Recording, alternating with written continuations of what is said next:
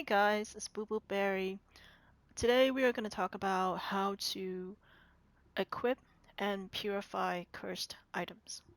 So I'm going to go to the character and I'm going to go to gear, and you will be able to see these cursed items as they are red and have lower key than the rest of your weapons or items. Right now I have 2 cursed items for the katana, 0 for the range at the moment, and 1 for the charms that I need to purify. 1 for Ghost Weapon 1, right there, and 2 for Ghost Weapon 2. So remember, these are usually red and they are of lower key, and it will tell you in the curse itself if you hover over it. And for this healing gourd, the curse is that my ghost weapons cooldown are double, and to purify it, I have to kill enemies with ghost weapons. So it's gonna take a while to kill 10 of them because the cooldown perk is double, or the cooldown time.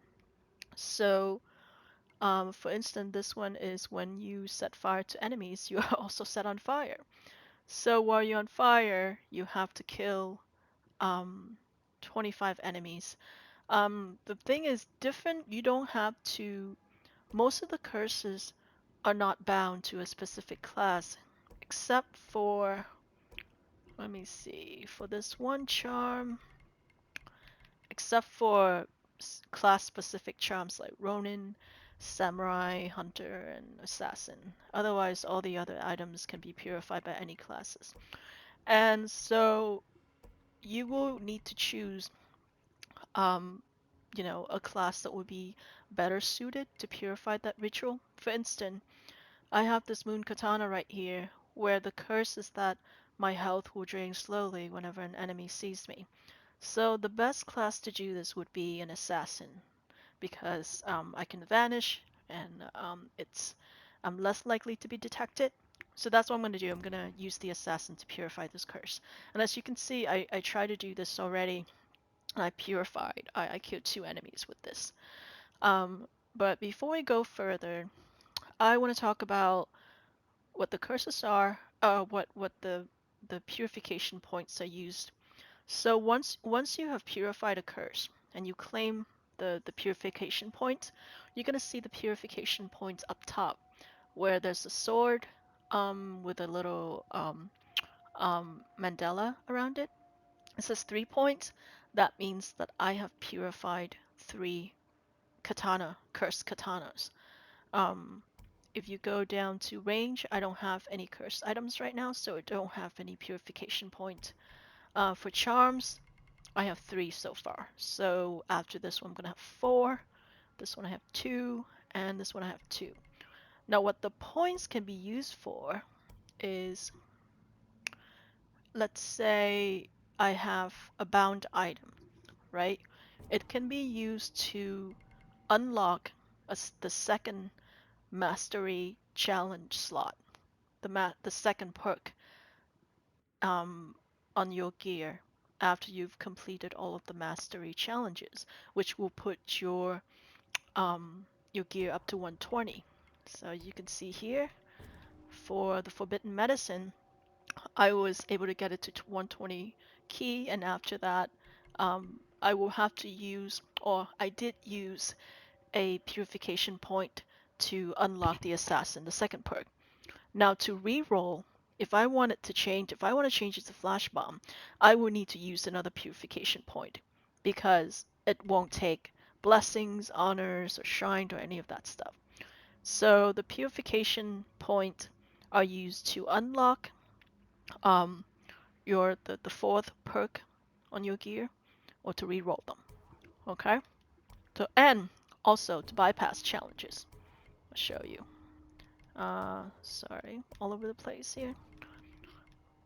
Right now I can bypass this challenge if I want to. Win rivals matches with this equip. That's easy. If I don't want to do it, I'll bypass it. Um, so that's that. Just gonna equip the cursed katana right there. And this is my build currently. You will get the stats for the cursed weapons, so it's gonna lower your abilities a little bit. This is not my my final build for the assassin. I have a different build for nightmare, but for this purposes, um, for the sake of purifying, I put on the assassin charm with the extended vanish duration, so I can hide from enemies better. Anyway, the third point is that um, the best way to complete the purify gear is doing survival on gold or nightmare. You won't be able to purify curses on anything lower than gold. Um, what I typically do is I would go into a goal match survival goal, and I highly recommend running this with a group of friends because the more items, the more items that you purified in a survival match, the more honor you're gonna have at the end. So once you purify one item, just switch out, get another item to purify, and just keep doing it. And I've seen people rack up to like 12,000 honors. Um, Survival is easy for me. You can do it on raid, you can do it in story as long as it's gold or higher. Okay, so for this purpose, for this demonstration purpose, I'm gonna do a gold story just to show you what this curse does. So anyway, I'm gonna matchmake off, and different curses will require different class abilities to do it. This one requires an assassin because it's easier. Well, I shouldn't say require. It's just easier to be done with assassin. Um, Other curses, might be better for Ronin. Like there's a curse where I will get set on fire. If I set enemies on fire, so I would need to be a Ronin to heal myself. Um, so let's see. If I get spotted, I will lose health. So my health is full right now. So let's see if I get spotted right there. So my health is starting to drain. And what I do is I just have to kill enemies. That's it. Usually that's a dude in here. See if you, it won't drain you completely. It'll give you to the very last bit. See, you have this much. Basically, you're just one shot, and then you would die. So that's what it is, and you just have to kill people. It doesn't matter this curse. If you have to kill them hidden or if you have to kill them outright. Oh, that was closed. And assassinate. And that's it. Oh yeah, the 10 blues. I'm not dealing with that. Okay. I hope I was escaping. It does count, even if you die. So you don't have to do it all in a match. Everything will count. You can see here. See? I defeated 3 enemies. I had 2 enemies when we started. Now I have 3. So that's basically it. So I highly recommend that you do this on survival, raid, whatever you are, or story even. Just make sure that you finish it so that you can get the honor, and you get the boost for the honor.